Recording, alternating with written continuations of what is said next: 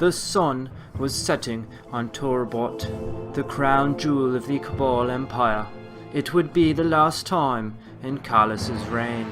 The midnight coup was about to begin. The conspirators, after months of planning, were ready to steal an empire. Gaul, the Ghost Primus, mobilized his Red Legion into the capital. His army was loyal to Gaul first, and Calus second. The conspirators hoped to cut Calus off from his adoring people and his loyalist army.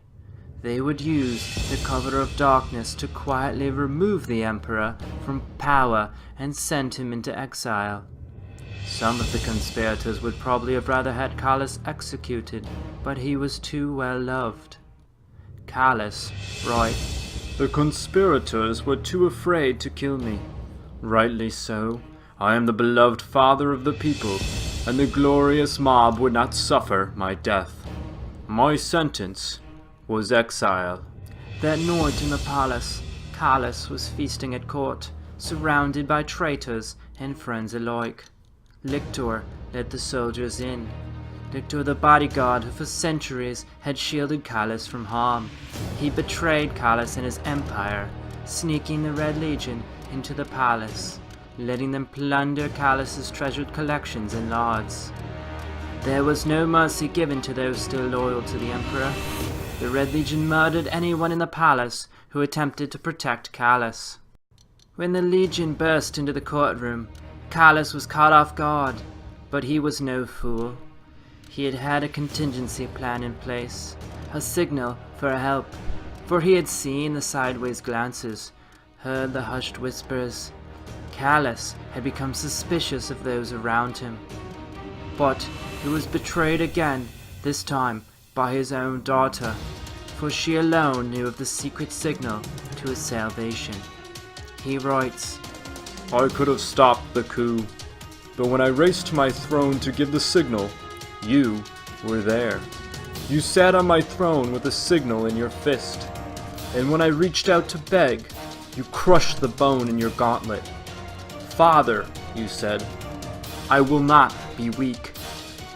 Without a way to call for help, Calus was done.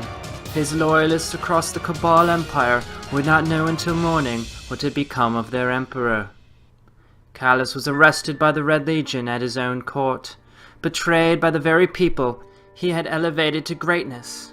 He was shocked at his betrayers, and even more so when the consul strode into the room puffed up with pride.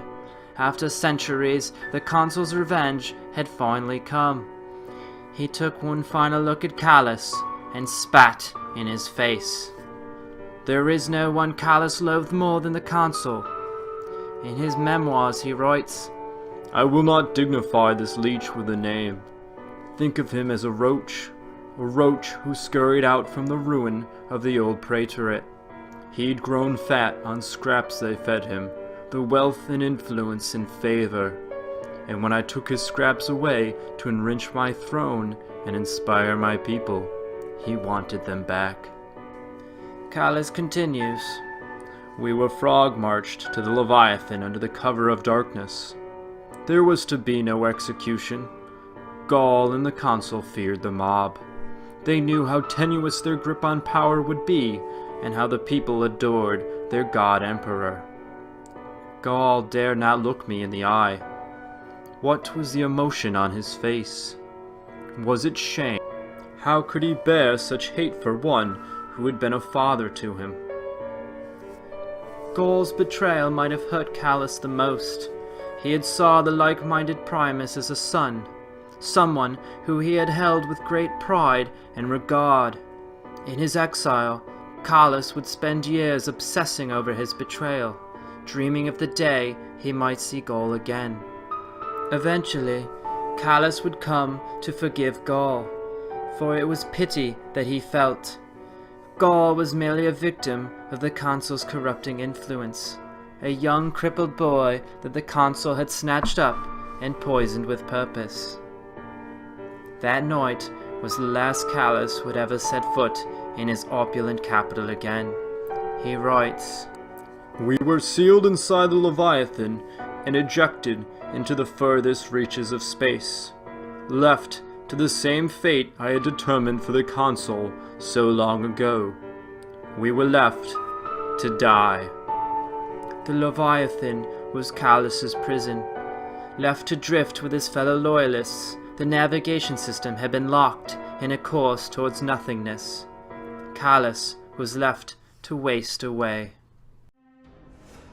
With him gone, Gaul rose with a new vision for the Cabal. He would shape his new empire with a single creed.